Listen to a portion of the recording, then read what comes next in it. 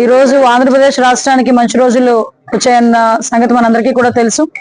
Last 10 months లో నుంచి కూడా ఎన్డీఏ గవర్నమెంట్ ఇక్కడికి వచ్చిన తర్వాత, ఎన్డీఏ గవర్నమెంట్ అధికారంలోకి వచ్చిన తర్వాత రాష్ట్ర నలుమూల నుంచి కూడా అభివృద్ధి కార్యక్రమాలు, సంక్షేమ కార్యక్రమాలు పెద్ద ఎత్తున చేయడం కూడా జరుగుతుంది. మనం ఎప్పటి నుంచో మనందరికి కళ, ఆంధ్రప్రదేశ్ విభజన జరిగిన తర్వాత ఒక రాజధాని అన్నది ఆంధ్రప్రదేశ్ ప్రజల తాలూకా కళ. 2014 నుంచి 19 వరకు కూడా మనం అధికారంలో ఉండేటప్పుడు, తెలుగుదేశం పార్టీ అధికారంలో ఉండేటప్పుడు అమరావతి రాజధానిగా చేసుకుని పలు కార్యక్రమాలు కూడా అప్పుడు శ్రీకారం చుట్టుకున్నాం. ఆ రోజు కూడా శంకుస్థాపనకి గౌరవ నరేంద్ర మోడీ గారు ఇక్కడికి రావడం కూడా జరిగింది.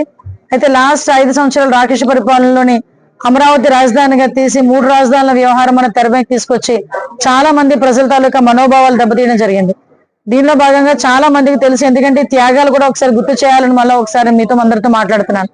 అమరావతి రాజధానిగా కొనసాగించాలని మహిళా రైతులు కూడా రోడ్డు మీదకి వచ్చి చాలా అవస్థలు పడ్డారు, చాలా అవమానాలు పడ్డారు. సోషల్ మీడియాలో కూడా చాలా మాటలు పడ్డారు. బూటకాలతో తన్నించుకున్నారు, అరెస్టులు చేశారు, కేసులు పెట్టించుకున్నారు, అట్రాసిటీ కేసులు పెట్టించుకున్నారు. కనీసం కనకదుర్గమ్మ టెంపుల్కి వెళ్ళాలన్నా కూడా వాళ్ళకి అనుమతి లేని పరిస్థితులు ఉండే పరిస్థితుల నుంచి ఈ రోజు తిరిగి అమరావతి పునర్నిర్మాణం చేసుకోవటం అనేది మనందరికీ కూడా ఒక పండుగ వాతావరణం లాంటిది.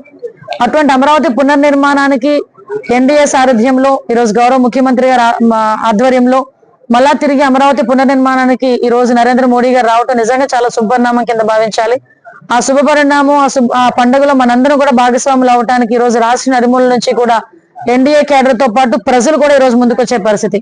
ఎందుకు ప్రజలు ఇంత సెంటిమెంట్ గా భావిస్తున్నారంటే ప్రతి ఒక్కరికి కూడా సొంత ఇల్లు అనేది చాలా కళ. అదేవిధంగా ప్రతి రాష్ట్రానికి కూడా ఒక రాజధాని ఉండాలి. 10 సంవత్సరాలు రాజధాని లేని రాష్ట్రంగా మన ఆంధ్రప్రదేశ్ ఉండటం అనేది నిజంగా చాలా దురదృష్టకరం. కానీ ఈ రోజు తిరిగి ఆ పునర్నిర్మాణానికి నరేంద్ర మోడీ గారి చేతుల మీదుగా చేసుకునే దానికి ప్రతి ఒక్కరు కూడా భాగస్వాములు అవ్వాలని వాళ్ళందరూ కూడా స్వచ్ఛందంగా చాలా మంది బయటకు వచ్చి ఈరోజు వచ్చే పరిస్థితి కూడా కనిపిస్తా ఉంది.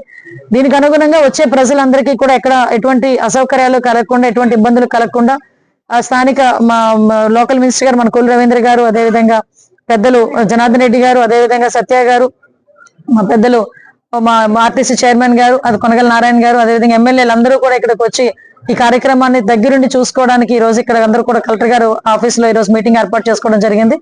ప్రజలెవరికి కూడా ఎటువంటి ఇబ్బందులు కలగకుండా చూసుకునే బాధ్యత మేము తీసుకుంటూ, ఎక్కడ అసౌకర్యాలు కలగకుండా ఉండే బాధ్యత తీసుకుంటాం.